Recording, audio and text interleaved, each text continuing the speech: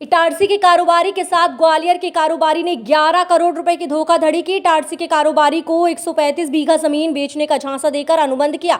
जिस जमीन का अनुबंध कर 11 करोड़ रुपए के लिए कारोबारी ने जब उस जमीन की हड़ताल की तो वह किसी दूसरे के नाम पर राजस्व रिकॉर्ड में दर्ज थी। जब कारोबारी ने रुपए वापस मांगे तो देने से इनकार कर दिया, जिसके चलते कारोबारी की शिकायत पर पड़ाव थाना पुलिस ने धोखाधड़ी और कोर्ट रचित दस्तावेज तैयार करने की धारा में एफआईआर दर्ज की है। पड़ाव थाना प्रभारी विवेक अष्ठाना ने बताया कि इटारसी के रहने वाले सुरेश पुत्र राम अवतार गोयल की मुलाकात कुछ समय पहले नवीन शिवहरे पुत्र चिरौंजी लाल शिवहरे निवासी गांधीनगर और उसके भाई प्रवीण शिवहरे से हुई थी। इन लोगों ने 2020 में 135 बीघा जमीन का सौदा सुरेश गोयल से किया था। सुरेश गोयल को 135 जमीन का सौदा 1.21 करोड़ रुपए प्रति बीघा के हिसाब से बेचने की बात कही।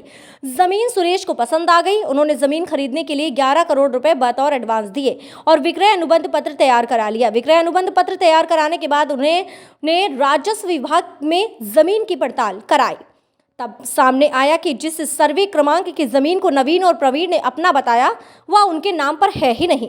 इसके कुछ समय बाद ये भी पता लगा कि ओमकार कंस्ट्रक्शंस कंपनी के साथ भी इस जमीन को बेचने का अनुबंध कर इन लोगों ने 4 करोड़ रुपए लिए हैं। ये सामने आने के बाद जब बात की तो ये लोग फिर गुमराह करने लगे। इसके बाद सुरेश ने रुपए वापस मांगे तो इनकार कर दिया। इस मामले की शिकायत सुरेश ने पुलिस अधिकारियों से की। शिकायत आवेदन और दस्तावेजों की जांच के बाद एफआईआर दर्ज की गई। 11 करोड़ की ठगी का मामला सामने आया, क्या पूरा मामला है? आवेदक सुरेश गोयल निवासी इटारसी द्वारा एक आवेदन पत्र प्रस्तुत किया था, जिसमें उन्होंने बताया था कि केदारपुर स्थित जमीन का सौदा उन्होंने नवीन शिवहरे और प्रवीण शिवहरे दोनों भाइयों से किया था और उसका जब एग्रीमेंट किया था तो इन्होंने विभिन्न माध्यमों से 11 करोड़ रुपए लोगों के पास पहुंचा दिया था, इनको दिया था।